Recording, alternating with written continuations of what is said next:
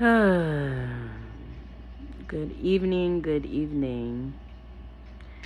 So, I know everybody is probably, conversing about Trump and those series of events, but maybe I'll go over that tomorrow. I thought about later, but okay, let me just get right to it. So, this is a day in the life and lesson learned. I'm sitting in the room, chilling, and I hear a car accident. Basically, I hear, tires, and then they clearly crashed into something. Somebody, something, whatever. So, I go out in the front. I tell my son, I'm like, let's go walk to the corner and make sure they're okay. That's my instinct. This happened about a week ago when I was out doing deliveries and there was a car accident. They had the guy laying in the median and I wanted to stop then too, but there was already multiple people in cars out there. So needless to say, we get to the corner, right? And we see the car that was crashed and there's people everywhere. There's one thing I'm good at is my surroundings. It's like I know positions, I know cars, I know I can't tell you the license plate, but I can give you the descriptions. But needless to say, all of a sudden, I'm like, let's go back to the house because it seemed kind of creepy. And then shots just start. We get almost to the house, like right in front of it. And then shots, back to back, probably 50 shots total. So listen to this. I go to run up the little hill in front of the house, go on the stairs to go in the house.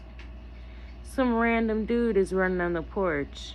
It was just really wild and crazy, and it was people everywhere, and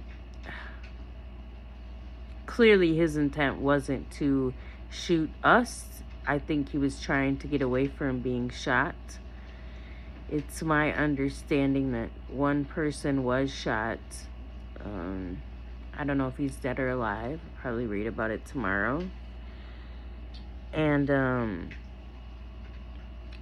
I think a lot of us have talked about getting involved, in our communities, and not everybody clearly has to deal with this, and I don't necessarily like it, but it is what it is. It's the situation I'm in right now. So you do what you can, whatever. And I was thinking to myself, it took the police a good 20 minutes. Never heard an ambulance. Although there was a guy shot. Never heard an ambulance.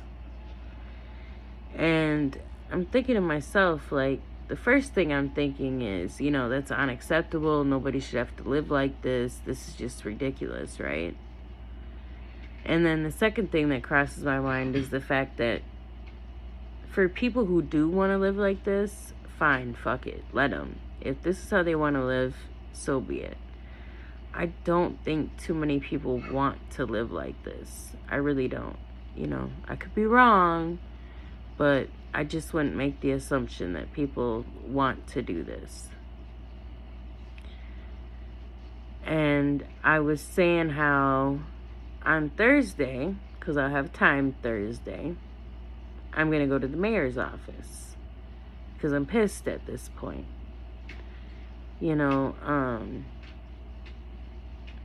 And as many times that I've heard no in my life, because it's happened a lot, believe it or not, I am extremely persistent. Not to say that I can make any major changes or, I'm going to stop the crime or, I'm not being unrealistic with that. But I don't think that it's out of order to go and say, hey, these shootings are happening. the response time for the police, the ambulance, is unacceptable, period. And then I got to thinking to myself,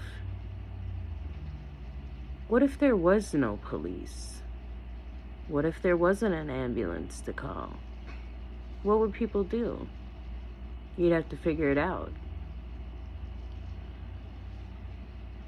I don't know. This was just like a crazy scenario out of Boys in the Hood. It was just like wild. I never, it's been, I don't know, 20 plus years since I've been in a predicament like this. And it actually spooked me a little bit. You know, when we're young, we think that we're going to live forever, we're untouchable, you know, but I'm like running and wow, it's just, it was crazy. I mean, it was in the backyard, right? Mo couldn't even park in the parking stall. He had to park on the street because they're still out there an hour later picking up shell casings. Yeah, an hour later. And I don't know, it just kind of blew my mind. I was supposed to go out tonight. And as much as I need to go out, I'm a little bit concerned. Like, damn, you know, I guess when we get put in scenarios like that, you know, it might shake us up a little bit, but I don't know if the answer is try to fix it because I'm here, right? Or the answer is move away from it. I mean, saying moving away from it is very easy, but financially, you have to be prepared for that. But what I just experienced, man,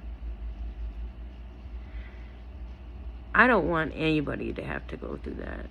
Anybody. And to think, damn, I have my son out there with me.